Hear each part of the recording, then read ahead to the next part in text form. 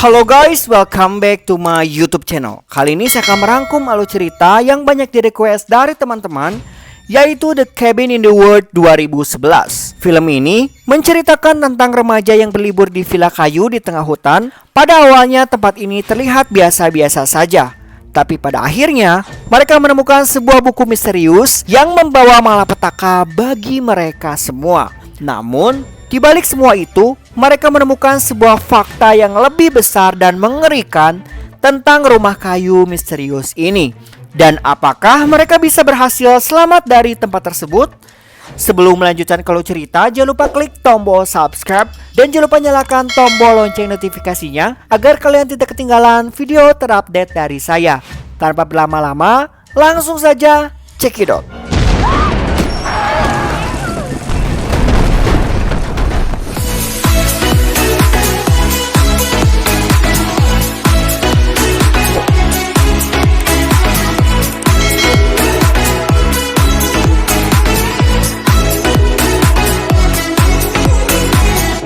Film ini dibuka dengan dua orang karyawan, yaitu Gary dan Steve, sedang mengobrol tentang masalah pribadi mereka. Tak lama kemudian, seorang wanita bernama Wendy menghampiri mereka dan mengatakan bahwa salah satu cabang perusahaan mereka yang ada di Swedia telah mengalami kegagalan, sehingga hanya cabang Jepang dan juga cabang mereka lah yang saat ini masih beroperasi dengan baik. Gary pun sangat optimis dengan teamworknya karena sejak tahun 1998 mereka selalu menduduki peringkat kedua setelah Jepang. Wendy pun memperingati mereka agar mereka lebih serius dalam menanggapi hal ini. Di sini kita pun bertanya-tanya apa sebenarnya yang mereka bertiga kerjakan dan film pun dimulai.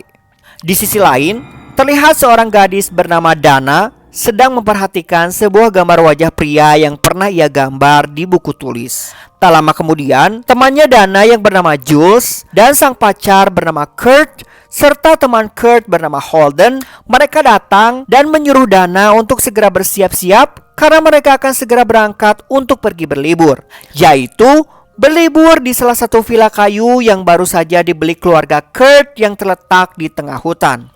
Singkat cerita, setelah mereka bersiap-siap dan hendak memasukkan barang-barang ke dalam mobil, tiba-tiba datang seorang pria bernama Marty yang hobinya menghisap teropong asap. Lalu mereka semua berangkat menuju tempat tujuan. Dan tanpa mereka sadari, ternyata selama ini ada seorang pria yang sedang mengamati mereka dari atas gedung. Dan orang itu mirip seperti gambar yang ada di buku tulis Dana. Di perjalanan, Jules mencoba mencari jalan melalui GPS, tapi ternyata jalan itu sama sekali tidak terlacak. Meski begitu, Marty tampaknya sangat senang karena mereka bisa pergi berlibur tanpa ada orang lain ataupun polisi yang dapat melacak mereka, sehingga mereka bisa bersenang-senang. Di sisi lain, Gary dan Steve tiba di ruangan tempat kerja mereka dan mereka pun langsung mengecek maps melalui satelit khusus milik perusahaan. Entah apa sebenarnya yang sedang mereka rencanakan. Di sini mereka terlihat sedang memantau keberadaan Kurt dan teman-temannya. Cerita bergulir, mereka sampai di sebuah SPBU yang sudah tidak terurus dan sangat kotor. Di sana pun terlihat seorang pria tua yang mengatakan bahwa SPBU ini sudah tidak berfungsi lagi. Jules selalu mencoba menanyakan tentang jalan yang mereka tuju, tapi si pria tua malah mencemoohnya dengan kata-kata yang kasar. Kurt yang tak terima hendak akan menghajarnya, namun teman-temannya yang lain mencoba melerai mereka. Dan pada akhirnya mereka meneruskan perjalanan dengan mengikuti jalan yang ada di sana. Setelah melewati hutan, mereka pun harus melewati sebuah terowongan yang mana di sampingnya terdapat jurang terjal. Di sini pun terlihat sebuah keanehan ketika seekor burung tiba-tiba menabrak sebuah tembok transparan saat hendak melewati jurang tersebut. Mereka pun akhirnya tiba di villa kayu, lalu segera mencari kamar masing-masing untuk beristirahat. Dan saat Holden memasuki salah satu kamar, ia melihat sebuah kaca yang dapat menembus hingga ke kamar sebelah, tepat di kamar Dana. Kaca itu hanya bisa tembus jika dilihat dari kamar Holden, Sementara jika dilihat dari kamar Dana, kaca itu terlihat seperti cermin. Holden pun memberitahu tentang kaca itu pada teman-temannya. Holden lalu bertukar kamar dengan Dana agar ia tak khawatir jika ada seseorang yang mengintip dari dalam kamar tersebut. Di sini, Dana mulai menyukai Holden karena Holden merupakan seseorang pria yang baik. Lagi-lagi, tanpa mereka sadari, di setiap kamar terdapat sebuah kamera CCTV yang mana saat itu Gary dan Steve sedang memantau mereka dari dalam laboratorium.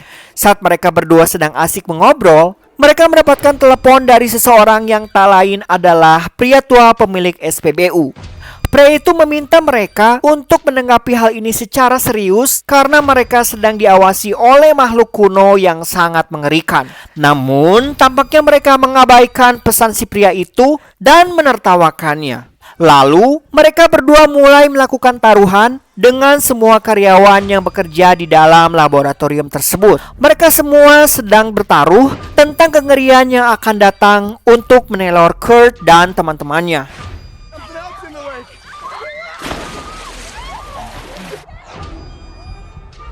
Di sana terlihat di villa kayu sedang bersenang-senang. Gary dan Steve juga menikmati kesenangan itu dengan cara mereka sendiri.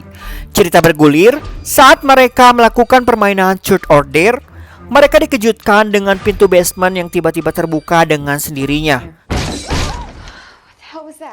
Kurt mengatakan bahwa itu disebabkan oleh angin. Lalu ia menantang Dana untuk masuk ke dalam sana sendirian. Dana pun segera melakukan tantangan itu. Tapi saat ia sedang melihat barang-barang yang ada di dalam sana, mereka semua mulai heran mengapa di dalam sana terdapat banyak sekali barang-barang kuno yang sangat aneh. Saat mereka sedang mengecek barang-barang satu persatu, Dana menemukan dan membaca sebuah buku misterius yang mana di dalamnya terdapat cerita yang cukup mengerikan tentang seseorang wanita bernama Anna. Buku itu mengatakan bahwa semua keluarganya yang sudah mati akan kembali bangkit jika seseorang membaca sebuah mantranya yang tertulis di dalam buku tersebut. Marty yang merasa takut dengan hal itu meminta Dana untuk berhenti membaca. Namun Kurt dan yang lainnya menyuruh Dana untuk meneruskan membaca mantra tersebut. Super Vivo Caro Animus. Tanpa mereka sadari, setelah Dana selesai membaca mantranya, terlihat beberapa zombie bangkit dari dalam tanah sambil membawa senjata tajam. Saat para zombie berjalan menuju villa kayu, Gary terlihat sangat senang karena mereka memiliki pemenang untuk taruhan yang mereka buat sebelumnya. Sementara itu, saat Kurt dan Jules pergi keluar, Marty pun mengatakan bahwa ia merasa ada yang aneh dengan villa kayu ini. Namun sayangnya, Dana mengatakan bahwa Marty hanya ngelantur dan ia butuh sedikit istirahat. Di sisi lain, Kurt dan Jules sedang bermantap-mantapan di hutan. Para karyawan sedang asik melihat mereka berdua dari dalam laboratorium. Tak lama kemudian, para zombie datang dan mulai menyerang mereka berdua. Kurt yang melawan, namun sepertinya para zombie itu sangatlah kuat. Hingga pada akhirnya, Kurt harus melihat pacarnya tewas tepat di depan matanya sendiri. Setelah Joel tewas, Gary segera mengaktifkan sebuah alat yang sepertinya digunakan untuk memberikan darah dari para korban sebagai persembahan bagi para makhluk kuno. Lalu Sin berpindah ke Marty yang sedang kencing di luar. Kurt yang datang dan langsung menyuruhnya untuk masuk ke dalam villa kayu. Seketika semuanya mulai panik saat Kurt mengatakan bahwa Jules telah dibunuh oleh para zombie yang ada di luar sana. Dana yang tak percaya dengan perkataan Kurt berencana untuk mencari Jules. Akan tetapi ternyata di depan pintu sudah ada salah satu zombie yang menunggu mereka. Kurt dan Holden bergegas menutup pintu agar zombie itu tidak bisa masuk. Dan akhirnya mereka sadar bahwa para zombie itu datang karena Dana membaca mantra yang ada di dalam buku sebelumnya. Mereka pun akhirnya memutuskan untuk mengunci semua pintu dan juga jendela yang ada di setiap sudut villa. Tapi karena seluruh villa itu terbuat dari kayu, para zombie pun dengan mudahnya mendobrak pintu tersebut. Sehingga mereka semua berlari ke dalam kamar masing-masing. Melihat hal itu, Gary dan Steve langsung mengunci pintunya agar mereka semua tak bisa lari kemana-mana. Marty yang ada di dalam kamar secara tidak sengaja menemukan sebuah kamera pengawas yang tersembunyi di dalam tembok. Gary dan Steve yang panik dengan hal itu, tapi tiba-tiba salah satu zombie datang dan berhasil menyeret Marty dan membunuhnya. Dan Gary pun segera mengaktifkan alatnya lagi. Namun di sini terlihat goncangan yang sangat hebat saat alat itu diaktifkan. Para zombie juga menyerang Dana dan yang lainnya.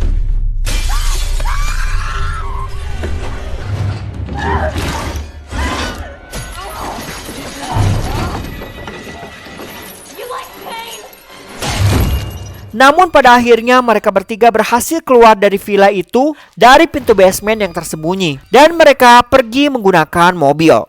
Gary dan Steve yang sedang mengobrol tiba-tiba panik karena mereka tak sadar bahwa ternyata Kurt dan yang lainnya hampir saja keluar dari tempat itu. Saat mobil mereka masuk terowongan dan hampir keluar, tapi sayangnya si Gary menutup terowongan dengan meruntuhkan bebatuan yang ada di sana. Pada akhirnya, Kurt berencana melewati jurang dengan menggunakan motor trail miliknya. Namun sayangnya, Kurt gagal melewati jurang itu karena ia tak tahu bahwa di sana terdapat sebuah tembok transparan yang mengelilingi seluruh jurang tersebut. Melihat hal itu, Dana dan Holden segera masuk ke dalam mobil dan berencana pergi melewati jalan lain. Tapi sayangnya, mereka berdua tak sadar bahwa ada salah satu zombie di dalam mobil mereka yang langsung menusuk Holden hingga ia tewas. Hal itu menyebabkan mobil oleng dan tercebur ke dalam danau. Tapi untungnya Dana mahir berenang dan berhasil keluar lalu sampai di tepi danau. Lagi-lagi zombie menyerang Dana. Gary dan Steve yang saat itu sedang berpesta untuk merayakan keberhasilan mereka. Tiba-tiba mereka dikejutkan dengan telepon dari engineering yang mengatakan bahwa ada seseorang yang telah merusak salah satu sistem mereka. Saat zombie itu hendak membunuh Dana, Marty yang datang lalu menghajar zombie itu. Marty pun mengajak Dana untuk segera pergi dari sana menuju ke salah satu lubang.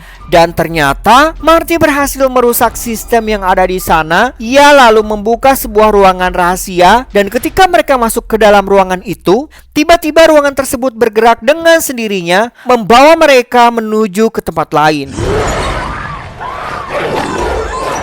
Di tengah perjalanan, mereka melihat berbagai makhluk mengerikan seperti werewolf, hantu asap, balerina berwajah mengerikan, dan juga makhluk kuno dengan beberapa gergaji yang menancap di wajahnya. Ternyata mereka tidak sengaja masuk ke dalam tempat yang penuh dengan makhluk-makhluk aneh dan juga mengerikan.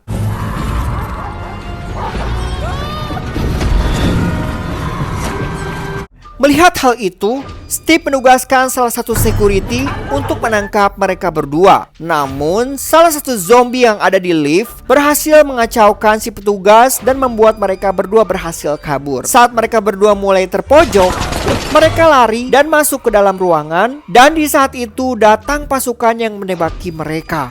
Dana yang penasaran dengan tombol-tombol itu, ia pun mencoba memencet beberapa tombol dan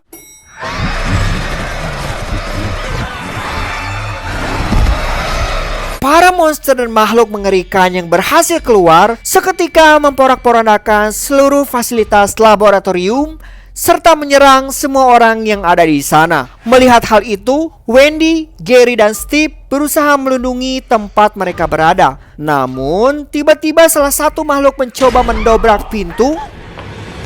Di sisi lain, makhluk aneh lainnya satu persatu mulai keluar dari tempat persembunyian mereka. Dan tentu saja menyerang setiap orang termasuk Marty dan Dana yang saat itu diburu oleh monster kelelawar raksasa. Mereka berdua yang dikepung oleh para zombie, mereka pun terpaksa masuk ke dalam lubang yang dibuat oleh kelelawar sebelumnya. Saat ini, hampir seluruh laboratorium itu telah dipenuhi oleh monster-monster mengerikan. Gary dan Steve berusaha melawan makhluk yang berhasil menembus ruangan mereka. Namun sayangnya, para monster terlalu kuat, sehingga Hanya tersisa Gary yang berhasil masuk ke dalam ruangan pelarian. Tapi saat ia kabur dari sana, tiba-tiba Dana langsung menancapkan besi tepat di perut Gary. Lalu mereka berdua berusaha kabur dari tempat itu, namun mereka justru masuk ke dalam ruangan aneh berisi pahatan-pahatan misterius yang sebelumnya digunakan untuk mengalirkan darah dari para korban.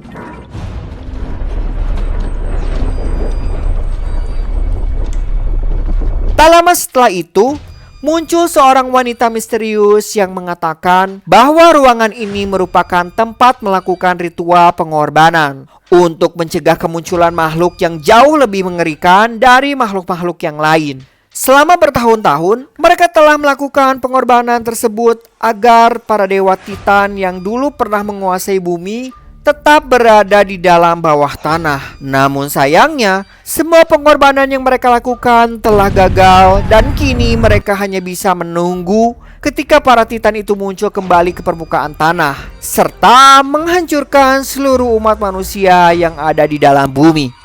Dana yang saat itu sedang membawa pistol berencana menembak dan mengorbankan Marty demi menyelamatkan umat manusia dari kehancuran. Namun dari belakang muncul werewolf yang langsung menyerang Dana sehingga Marty berhasil mengambil pistolnya dan langsung menembak werewolf tersebut.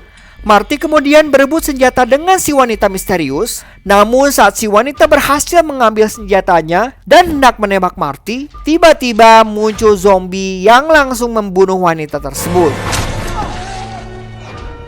Dana dan Marty pun saat ini hanya bisa pasrah sambil menunggu ajal mereka dengan mengobrol tentang kehidupan mereka sebelumnya.